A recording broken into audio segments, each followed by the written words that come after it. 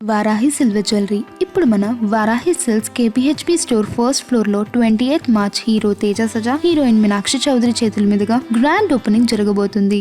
తన రక్తం భారతీయం, కానీ తను ధరించిన యూనిఫామ్ పాకిస్తానీ.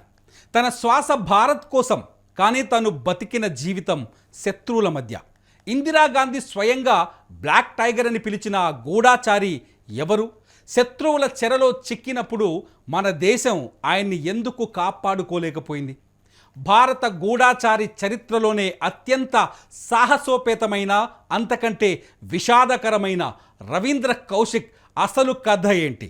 ఇప్పుడు సిల్వర్ స్క్రీన్ పైన వెలిగిపోతున్న దురంధర్ సినిమాకి రవీంద్ర కౌశిక్ కథకి ఏమైనా సంబంధం ఉందా? ఈ స్టోరీలో చూద్దాం. దురంధర్ రివెంజ్ స్టోరీ చూసి భారతదేశం మొత్తం ఊగిపోతోంది. థియేటర్లోంచి బయటకు వచ్చేటప్పుడు ఒక్కొక్కరి కళ్ళలో వీరత్వం కనిపిస్తోంది. సినిమా తెరపైన కనిపించిన కల్పిత పాత్ర దురంధర్ రియల్ లైఫ్లో కూడా ఉన్నాడా? అతనే ఉన్నాడని చెప్తున్నారు. అతనే రవీంద్ర కౌశిక్. రవీంద్ర కౌశిక్ పుట్టింది రాజస్థాన్లోని శ్రీగంగానగర్లో. చిన్నప్పటి నుంచే ఆయనకు నటన అంటే పిచ్చి. కాలేజీలో ఒక నాటకంలో భారత సైనికుడిగా నటించిన రవీంద్ర నటనను చూసి research and development analysis wing సభ్యులు షాక్ అయ్యారు. ఆయనలోని ఆ కాన్ఫిడెన్స్, భాషా పరిజ్ఞానం చూసి దేశం కోసం ఒక అత్యంత ప్రమాదకరమైన మిషన్కు ఆయన్ని ఎన్నుకున్నారు. ఆయనకు 2 ఏళ్ల పాటు ఢిల్లీలో కఠిన శిక్షణ ఇచ్చారు. ఆయన మతాన్ని మార్చారు, సుంతీ చేయించారు, ఉర్దూ నేర్పించారు, ఇస్లామిక్ పద్ధతులు నేర్పించారు. రవీంద్ర కౌశిక్ అనే పేరును చరిత్ర పుటల నుంచి తుడిచివేసి నబీ అహ్మద్ షాకీర్ అనే కొత్త పేరుతో 1975లో పాకిస్తాన్కు పంపారు. అక్కడికి వెళ్ళిన రవీంద్ర కౌశిక్ మామూలు వ్యక్తిలాగా మిగిలిపోలేదు. కరాచీ యూనివర్సిటీలో లా పూర్తి చేశారు. ఆ తర్వాత పాకిస్తాన్ ఆర్మీలో చేరారు. ఊహించండి, ఒక ఇండియన్ స్పై పాకిస్తాన్ ఆర్మీలో జాయిన్ అవ్వడమే కాకుండా తన ప్రతిభతో మేజర్ స్థాయికి ఎదిగాడంటే రవీంద్ర కౌశిక్ ప్రతిభని ఇక్కడ మనం గుర్తించాల్సి ఉంటుంది. 1979 నుంచి 83 వరకు ఆయన పంపిన సమాచారం వేలాది మంది భారత సైనికుల ప్రాణాలను కాపాడింది. పాకిస్తాన్ చేసే ప్రతి మూమెంట్, వాళ్ళ అణు కార్యక్రమాల వివరాలు అన్నీ ఇండియాకు చేరేవి. ఆ సమయంలో ప్రధాని ఇందిరాగాంధీ ఆయనకు బ్లాక్ టైగర్ అనే బిరుదునిచ్చారు.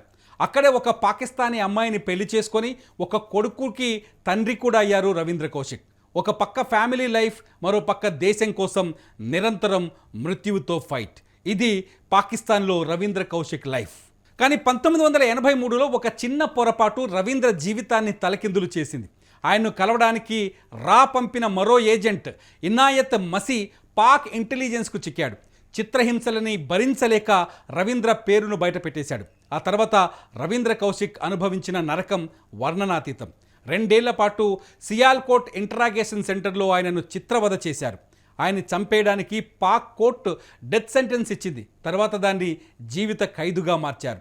16 ఏళ్ల పాటు జైల్లో ఆయన అనుభవించిన కష్టాలు వింటే కళ్ళు చెమరుస్తాయి. జైలు నుంచి ఆయన రాసిన ఉత్తరాల్లో ఒక మాట ఉంటుంది: నేను దేశం కోసం ఇంత చేసినా నా దేశం నన్ను గుర్తించడం లేదు అని. అవును, గూఢాచార నియమం ప్రకారం మన దేశం ఆయన మావాడే అని మావాడు కాదని తేల్చి చెప్పేసింది. చివరికి 2001లో టీబీ వ్యాధితో పాకిస్తాన్ జైల్లోనే రవీంద్ర కౌశిక్ ప్రాణాలు విడిచారు. ఆయన పార్థివ దేహాన్ని కూడా మన దేశానికి తీసుకురాలేదు. అక్కడ జైలు వెనుకే ఒక గుర్తు తెలియని సమాధిలో ఆయన్ను పూడ్చిపెట్టారు. మరి ఇంతటి త్యాగం చేసిన రవీంద్ర కౌశిక్ లాంటి యోధుడికి మనమిచ్చే గౌరవం ఏంటి? గూఢాచారులు అంటే ప్రాణాలను పణంగా పెట్టి దేశాన్ని కాపాడే కవచాలు. కానీ వాళ్ళు చనిపోయినప్పుడు కనీసం ఒక సెల్యూట్ చేయడానికి కూడా దేశం అధికారికంగా ముందుకు రాదు. ఇది కరెక్టే అంటారా?